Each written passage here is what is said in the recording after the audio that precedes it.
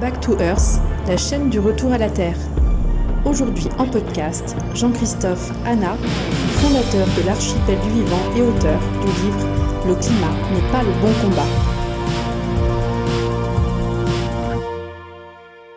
Et donc j'ai créé une entreprise qui a vécu 8 ans et mes clients étaient les plus grandes entreprises de France et de Navarre, les plus grands cabinets. Et puis un jour, il y a eu un burn-out que j'ai fait en 2015 qui m'a fait prendre conscience déjà d'un certain nombre de choses et du rapport au temps, du rapport au travail, de l'énergie que l'on pouvait ou pas fournir dans une journée. Et j'ai commencé à changer un certain nombre de choses, à prendre d'autres habitudes de vie, une autre hygiène de vie, avec notamment l'arrêt des écrans le soir, 2 heures avant de me coucher, ne plus consulter non plus mon smartphone dès le lever du lit.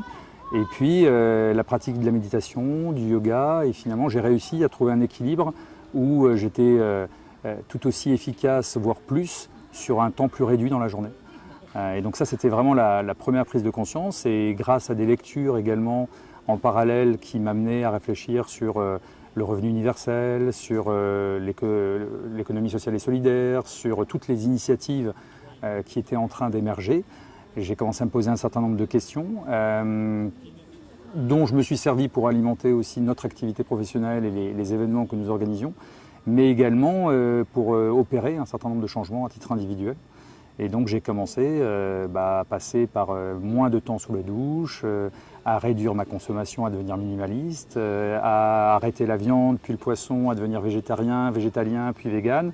Et donc tous ces changements se sont faits progressivement.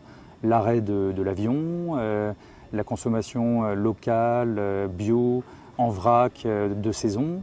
Et c'est comme des petites pierres, comme des petits, un embrayage d'un certain nombre de petites modifications dans ma vie qui m'ont amené à avoir une vie beaucoup plus saine aujourd'hui, à la fois sur le plan alimentaire, mais aussi bien dans mon corps, accepter de ne pas être à fond tout le temps, de me reposer quand c'est nécessaire.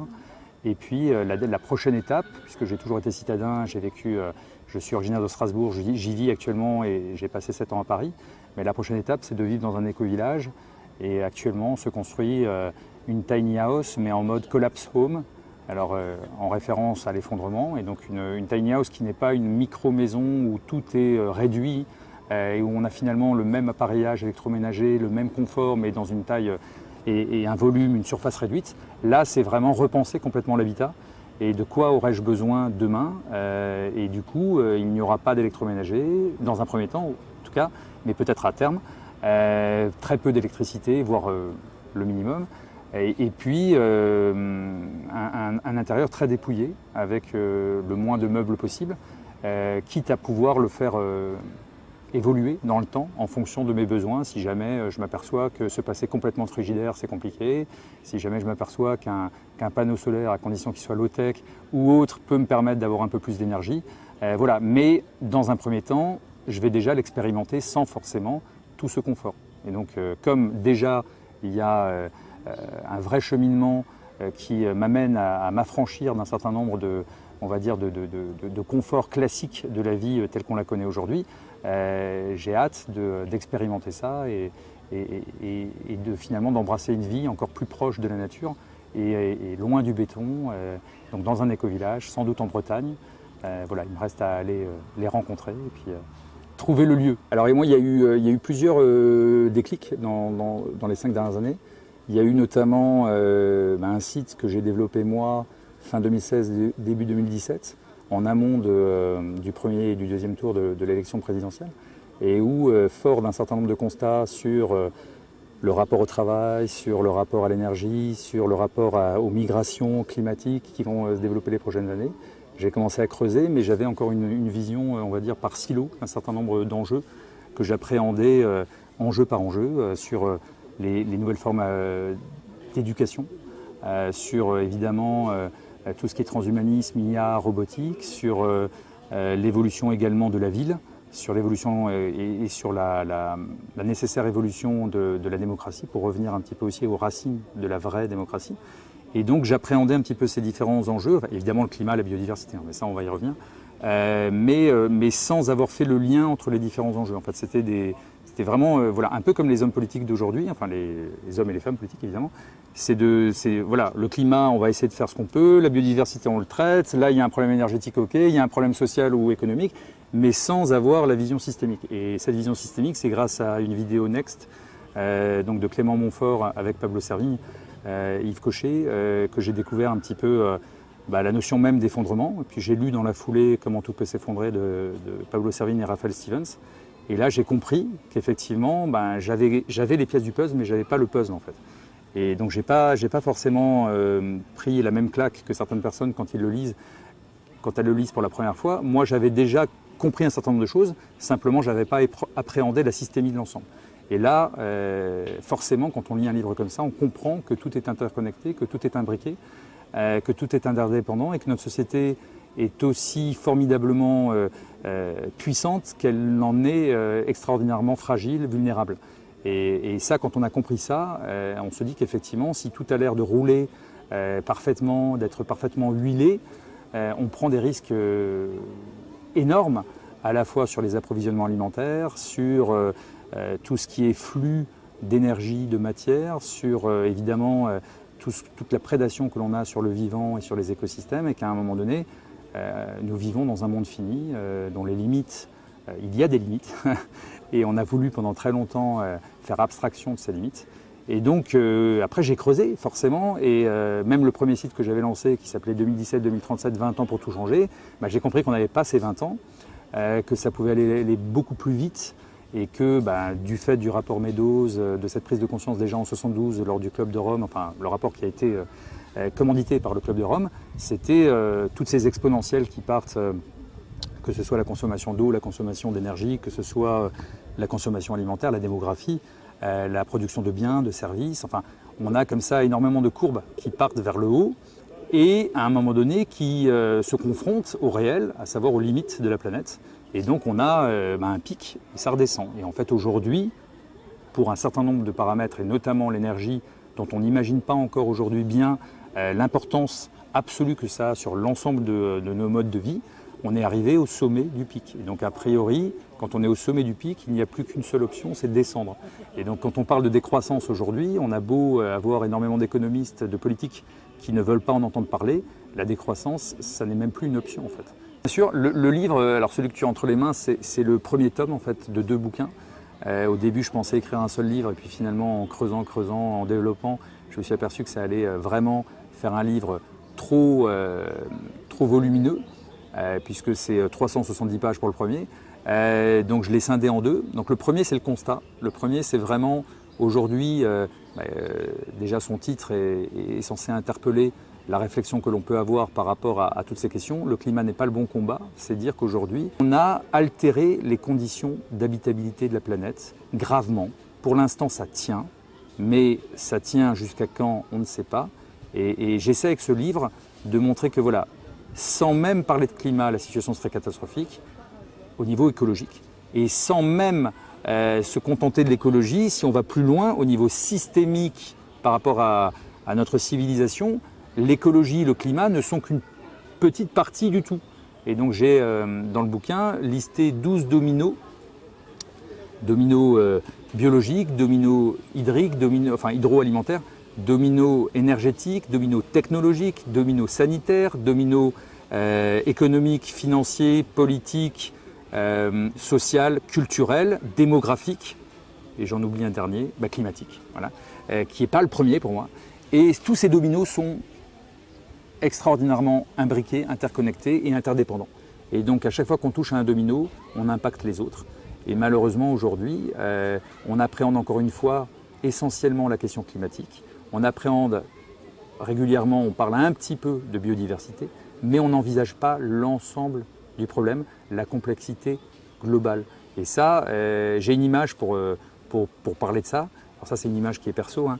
Dans le bouquin, je parle d'une maison. En fait, c'est comme si la planète était une maison. Et on a cette maison qui n'est pas assurée. Les fondations sont bouffées par des termites. On a une fuite de gaz à la cave. On a le feu qui prend dans la cuisine. Les murs qui se fissurent. Et un trou dans le toit. Et au lieu de s'inquiéter de l'ensemble des problèmes, on va approvisionner les termites pour qu'ils mangent encore un peu plus les fondations, on va ouvrir un peu plus le robinet de gaz, on va alimenter le feu, on va essayer d'arrêter les fissures mais en tapant avec un marteau. Et en revanche, on va prendre des temps incroyables, des réunions, des COP, des sommets de la Terre, tout ce que tu veux, pour gérer les gouttes d'eau qui tombent de ce trou, de ce petit trou, et savoir est-ce que l'on met une bassine sous le trou, est-ce que on fait sortir l'eau avec un toboggan, et donc on n'envisage que un petit problème dans l'ensemble des problèmes, et encore une fois le symptôme. Donc si on traite le symptôme et qu'on ne traite pas l'origine du problème, on ne réglera jamais le souci. Voilà. Donc ça c'est un peu le propos du bouquin. J'évoque aussi les 12 raisons de l'inertie, puisqu'on a aujourd'hui une inertie formidable par rapport à ces questions depuis les années 70, mais déjà avant, il y avait des personnes qui avaient réfléchi à la non-soutenabilité de notre rapport au vivant et à la nature, mais on a comme ça des raisons qui sont de l'ordre sociologique, anthropologique, psychologique, et qui font que nos cerveaux humains ne sont pas câblés pour réagir par rapport à cette urgence. Alors plein de raisons que je ne vais pas évoquer parce que c'est assez long, mais réellement on peut comprendre un peu mieux que pour des raisons vraiment de fonctionnement de notre cerveau, pour des raisons de conditionnement sociétal évidemment, et pour des raisons de croyances qui sont ces réalités imaginaires que l'on s'est créées, à savoir la dépendance énergétique, la technologie qui va nous sauver, la croissance qui doit forcément se poursuivre et être relancée quand elle décline comme actuellement. On n'est pas câblé pour réagir. Et du coup, on accélère alors qu'il faudrait freiner. Il faudrait freiner pour amortir le choc et on accélère toujours plus alors qu'il y a toujours moins d'essence dans le moteur. Et ce qui m'agace, c'est de voir le monde ne pas réagir en fait. Mais l'avenir ne me fait pas peur à titre individuel en fait. Parce que j'estime que finalement, nous avons vécu une parenthèse dans l'histoire de l'humanité, dans l'histoire tout court, parce que l'histoire est humaine généralement, mais dans l'aventure de notre planète. 4,5 milliards d'années. La vie sur Terre est apparue il y a 3,5 milliards d'années. Elle a explosé il y a 600 millions d'années. Les humains, le Homo sapiens est apparu il y a 250 à 300 000 ans seulement. Et l'Anthropocène, que moi je cantonne à la révolution industrielle, c'est 1840, donc c'est moins de 200 ans. Donc à un moment donné, c'est ridicule le temps sur lequel nous avons tout dézingué.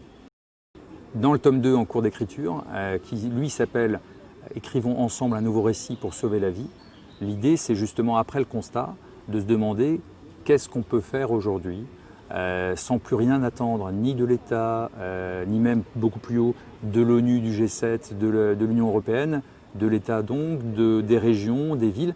C'est à nous, citoyennes et citoyens, aujourd'hui d'écrire une nouvelle histoire.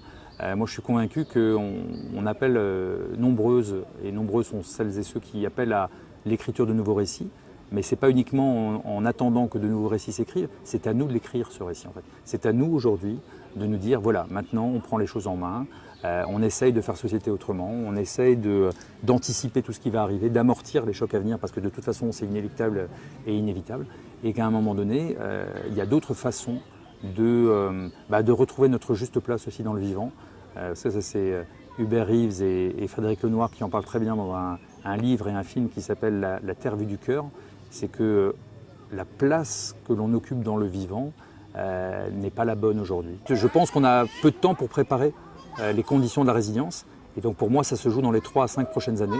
L'une des ambitions justement de l'association que nous venons de créer, et du projet que nous portons actuellement, qui s'appelle l'Archipel du Vivant, c'est d'identifier l'ensemble des acteurs locaux, de s'appuyer plutôt sur ces initiatives locales que sont les écovillages, les ZAD, les écolieux, les fermes bio, les ressourceries, les recycleries, les écoles alternatives, les monnaies locales, les coopératives, et de se dire qu'il y a déjà énormément d'initiatives, ça bouillonne de partout aujourd'hui. Simplement, ces initiatives mériteraient, de notre point de vue, d'être plus imbriquées, plus interconnectées et de fonctionner en réseau pour qu'à l'échelle de petits territoires, alors là on est très très loin des grandes régions créées par Hollande, c'est plutôt, même un département pourrait être trop grand, c'est comment on redécoupe l'espace. Et là la source d'inspiration, l'une des sources d'inspiration, c'est le biorégionalisme qui consiste à à envisager le territoire par bassin de vie, en fonction non pas des limites administratives, mais plutôt, ou de frontières administratives, mais plutôt de limites géographiques. C'est-à-dire que s'il y a un cours d'eau d'un côté et s'il y a une chaîne de montagne de l'autre, ça va être le territoire entre cette chaîne de montagne et ce cours d'eau qui va être appréhendé. Et là, nous, on va essayer d'identifier peut-être un territoire pilote. Et sur ce territoire, d'aller rencontrer les différents acteurs, les différents îlots de résilience et de les faire fonctionner en archipel. Donc c'est l'idée de l'archipel du vivant, c'est de se dire sur chaque territoire, on a des îlots. Est-ce qu'ils ont envisagé, appréhender une résilience commune avec échange de services, avec entraide, coopération, interconnectée? Et demain, ce qui leur permettrait évidemment d'être plus résilients par rapport au choc, par rapport à l'effondrement dans sa phase terminale évidemment, par rapport à des migrations climatiques de migrants externes, par rapport aux migrants urbains, puisque les villes vont se vider dans les prochaines années quand il y aura des coupures d'électricité, qu'il y aura des problèmes de transport, qu'il y aura moins d'approvisionnement alimentaire. Enfin, voilà, tout ça va faire qu'on va avoir certainement un exode urbain massif. Et donc comment, à l'échelle d'un territoire, on peut à la fois être résilient pour l'ensemble de ce territoire, mais aussi accueillir celles et ceux qui arrivent, et qu'elles soient bien ou mal intentionnées, parce que malheureusement c'est aussi un point, le sécuritaire à appréhender. Le sécuritaire, c'est le sanitaire avec les épidémies, mais c'est aussi tout ce qui est centrale nucléaire, et c'est aussi effectivement des groupes qui pourraient être armés et qui pourraient malheureusement ne pas souhaiter forcément vivre dans l'entraide. Et donc voilà, c'est appréhender toutes ces questions-là et faire qu'à l'échelle de chaque territoire, on ait un territoire prêt à accueillir, alors déjà résilient pour lui-même, mais prêt aussi à accueillir de nouvelles personnes. Donc c'est aussi des lits, c'est aussi des capacités d'accueil. Et dans un dernier temps, se dire, une fois qu'on aura créé les conditions de la résilience multilocale, ce que je dis multilocale, c'est sur les différents territoires et les différents territoires peut-être fonctionnant entre eux, c'est d'imaginer aussi comment poser les bases d'une nouvelle société et de se dire que cette société pourrait être une société plus respectueuse du vivant, humainement plus juste et enfin réellement démocratique. Et ça, là, l'inspiration, c'est plutôt celle du municipalisme libertaire de Murray Bookchin. Et l'idée, c'est un peu comme le Rojava aujourd'hui en Syrie, c'est d'avoir des communes qui sont autogérées, enfin des communes qui créent des assemblées citoyennes autogérées. Et après, ce sont ces assemblées-là, paritaires, de citoyennes et de citoyens, qui décident qui prennent les décisions pour leur territoire sans forcément attendre les décisions d'un État central et qui après peuvent se fédérer entre elles. Voilà, donc ça c'est vraiment le projet, on va dire, ultime et la vision lointaine de se dire que demain dans un effondrement, si l'État tel qu'on le connaît aujourd'hui devait s'effondrer, on aurait une société alternative qui pourrait prendre la suite. Voilà, donc c'est de ne pas attendre l'effondrement pour déjà construire tout ça. Et moi j'imagine une société dans laquelle on pourrait, avant même de continuer tout ce qu'on continue, commencer à réparer, nettoyer, réensauvager, dépolluer. Et là il y a du travail pour des décennies. On n'est pas obligé de créer des millions d'emplois pour développer les énergies vertes, renouvelables et autres, la croissance verte. On peut très bien se dire que là, avec un revenu universel, avec un autre rapport à tout ça, on pourrait aujourd'hui offrir du travail à toute personne qui souhaite se rendre utile pour le bien commun et permettre à l'espèce humaine de aussi, quelque part, réparer tout ce qu'elle a détruit. Moi, je propose même dans le bouquin, dans le second bouquin, donc, de passer des droits de l'homme aux devoirs des humains, parce que déjà l'homme, voilà, des humains envers le vivant. C'est-à-dire qu'on a des droits, on a des libertés, mais la principale c'est celle de vivre. On a aussi aujourd'hui des responsabilités.